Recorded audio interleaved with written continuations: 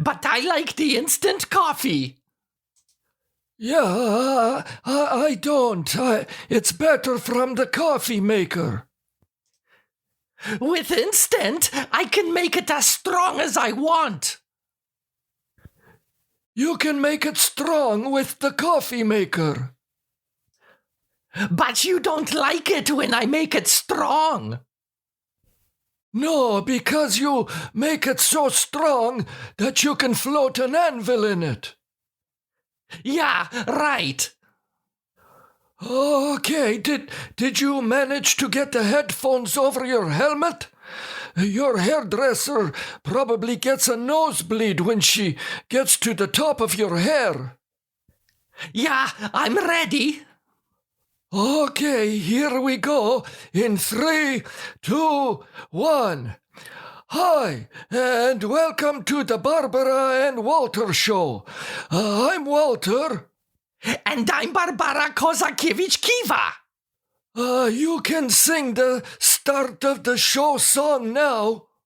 Yeah, everybody, it's time to dance. It's time for the Barbara and Walter Kozakiewicz-Kiwa show. It's too bad that we don't have the camera, because our listeners would love to see how big your hairdresser made your hair this time. Next time, she should shape it like the CN Tower.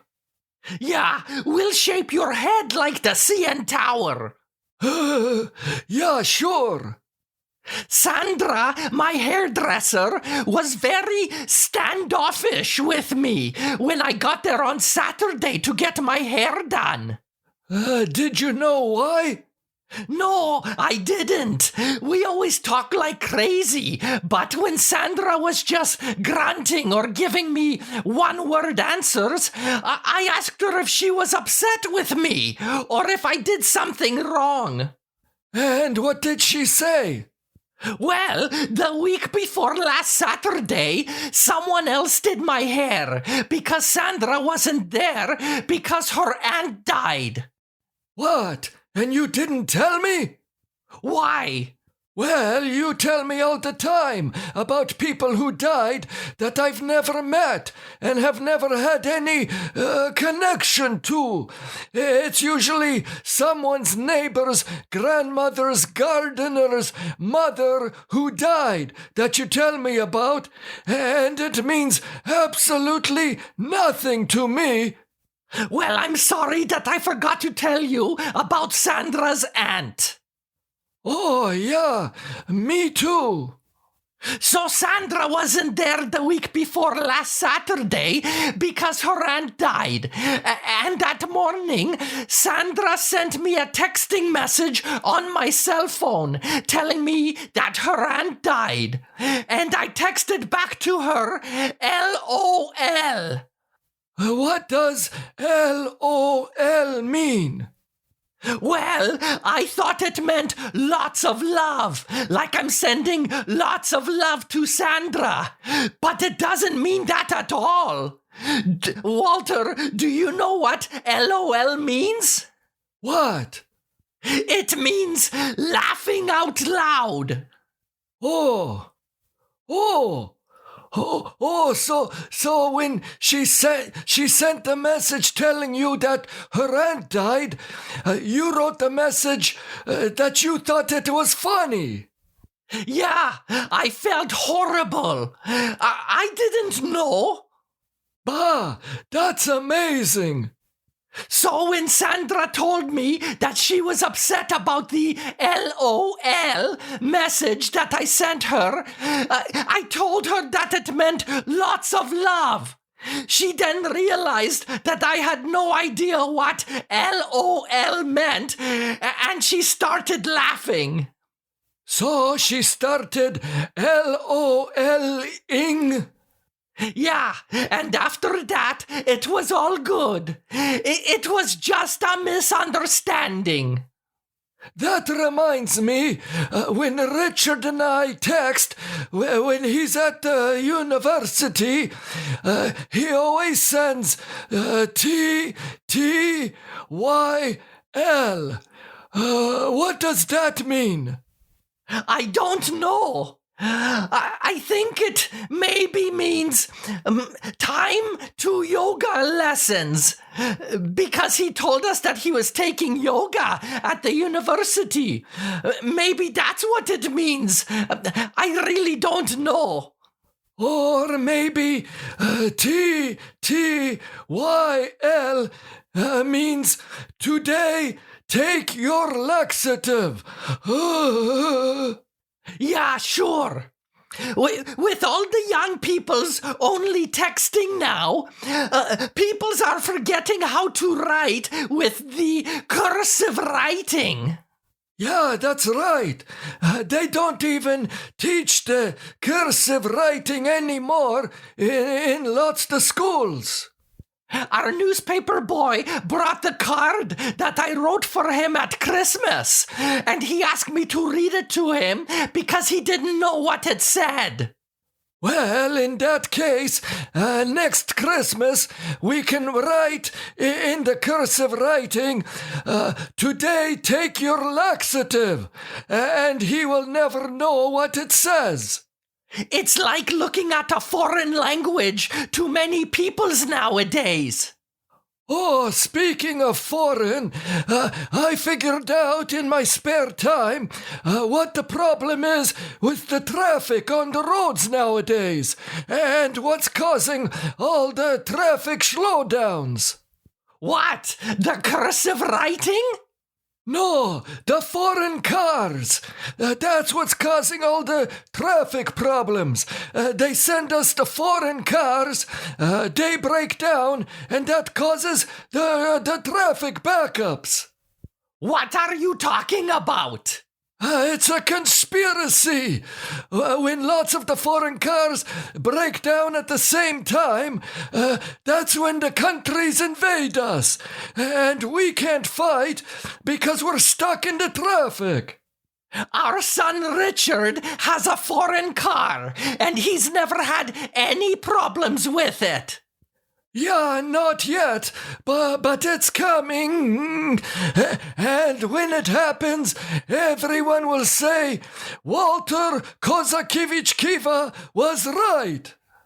And in the meantime, everyone will continue to say Walter Kozakiewicz Kiva was an idiot. Yeah, you just wait. I didn't just fall off of a cabbage roll truck. What does that even mean? I don't know. I heard it on the TV, on the Everybody Loves Raymond, but they said a different food. I changed it to cabbage roll because I like the cabbage rolls.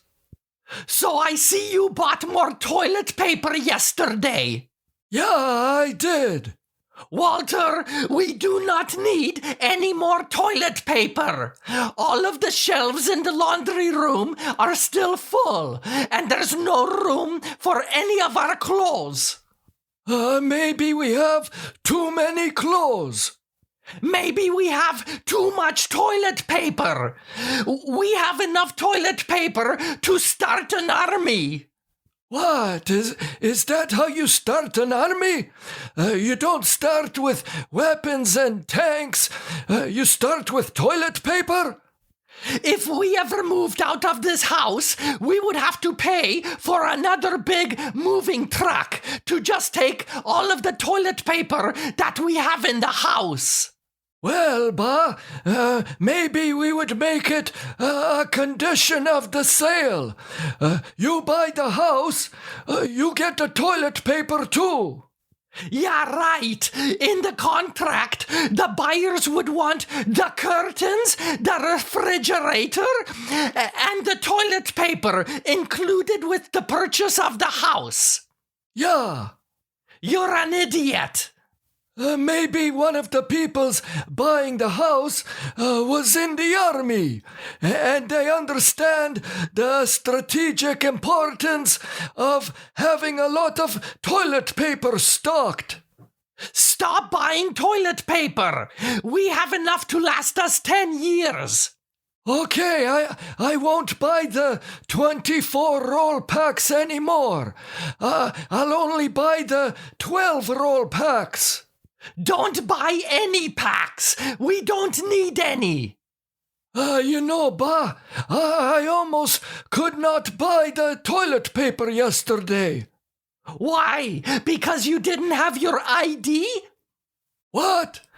You don't need ID to buy toilet paper. No, I forgot my checkbook.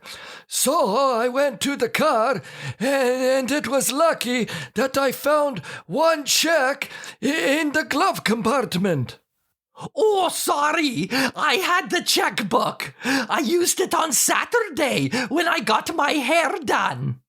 Oh, that's good. For a moment, I thought that I had lost the checkbook. Do you remember when the bank manager told us that we had to be careful not to lose the checkbook? Because he said that anyone can forge our signatures. Yeah, and then you told him that you signed all of the checks. Yeah, I did that so that there's no space for anyone to forge our signatures. That was very smart. You know, almost every time that I write a check at the store, the cashier always asks why I don't use debit. Yeah, me too. I used it once when Richard was here for a visit. He showed me how to use it. It seemed very easy. Yeah, but I don't trust it. It's all electronic and lots of problems can happen. Yeah, maybe we'll wait until the debit things become more popular. Are you hungry? Would you like a snack? Maybe after the show. What do we have? Oh, we have sausages and meatballs.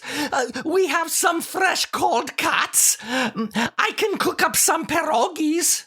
Oh, we don't have any sour cream. We have a full container in the fridge. That's no good.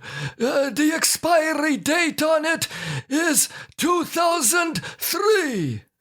Oh, it's fine. It's been in the freezer the whole time. What? Since 2003? Yeah. And we've had no power outages in the past 2 decades.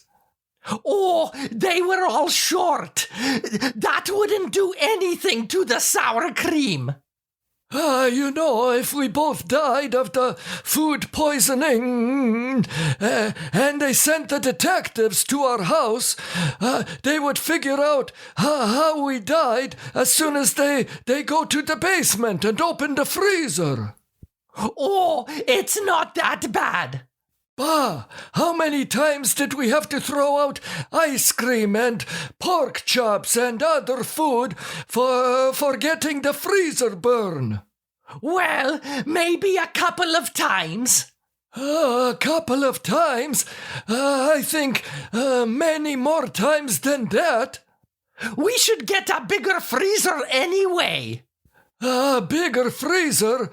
How big? Well, how tall are you? Oh, very funny. So you don't want anything to eat? Maybe after the show. Oh, I forgot to mention that when Richard called from university the other day, he told me that we should check our answering machine because it's full, and he couldn't leave us a message. Yeah, we've talked about getting rid of the home telephone because all of the phone calls that we get on it are from the real estate agents asking if we want to sell our house. Yeah, and the recordings that say that we owe the government tax money or that the police want to talk to us because we broke the law. So Richard said that the machine is full? Yeah. And he could not leave a message? No. Well, if the machine is full and no one can leave the message, then that means that the real estate agents and the skimmers that call us and leave them. You mean scammers? Whatever. The idiots who call about the taxes and breaking the law, if the machine is full, then they can't leave any new messages. I say, just leave it alone. Don't delete any messages, and the idiots can't leave any messages. Problem solved. Well, if we're going to do that, then we should probably just get rid of the home telephone. Are you sure? Remember, you said that you wanted to keep it because you had problems with your cell phone, and you kept taking pictures of your nose by accident. Okay, let me think a little bit more about it. Okay, but don't erase any of the messages on the answering machine. Okay. So we have a couple of messages that were sent on our website. Oh, www.barbaraandwalter.com. So the first message is from Morris in Lincoln, Nebraska. Morris says, "Hi, Barbara and Walter. My wife and I are both in our 70s, and we enjoy your show very much. We listened to the entire first season, and we're looking forward to hearing season number 2. Oh, that's nice. My wife and I were wondering, will there be any plans to make season number 1 available for us to buy on CD or DVD? We look forward to your response." Oh, that's a good question. We never really talked about that. Yeah, that's a pretty good idea to put all the shows together on the CD or the DVD or even the VHS or the cassette. Right now, the newspaper boy put our show on the Spotify, on the Google, on the Apple, and on the Amazon. Right, but we should look into how to do the CD or the cassette or whatever. That's the pretty good idea. Thank you for the message, Morris. Here you go. You read the next one. Okay, the next message was sent to us by Melissa in Halifax, Nova Scotia. Melissa asks, "Dear Barbara and Walter, what song would you say best describes your marriage?" Oh, that's a fun question. What song best describes our marriage? Yeah, for me, I would say something fun and romantic. Something like "Burning Love" by Elvis Presley. Burning Love? Yeah, you know. Ooh, ooh, ooh, I feel my temperature rising. Just a hunk of burning love. Well, I don't know what to say to that. What song would you say best describes our marriage, Walter? Maybe Love on the Rocks by the Neil Diamond. Oh, Walter. Okay. Maybe the Tom Jones, the What's New Pussycat. You know, the What's New Pussycat. Whoa. Okay, that's different. Yeah, I think Mruchka likes that song too. Thank you for the fun question, Melissa. Okay, Ba, it looks like we've come to the end of the show, and it's time to sing the show-ending song. Yeah, sorry to leave, but this is the end of the Barbara and Walter Kozakiewicz Kiva show. Bye. Bye-bye. What made you think of that song by Tom Jones? I don't know. I was under pressure. It was the first song I could think of. I thought you would have picked Tie a Yellow Ribbon Around the Old Oak Tree. Oh, I hate that song. Yeah, I know. Do you know if it's supposed to be warmer tomorrow? Yeah, I think so. That's what the weather lady on the TV said. But they're never right. If it's nice out, we should maybe go for a walk somewhere. Yeah, but we'll already be walking in the morning at the shopping mall. But it would be nice to walk outside. We can maybe drive down to the market after your nap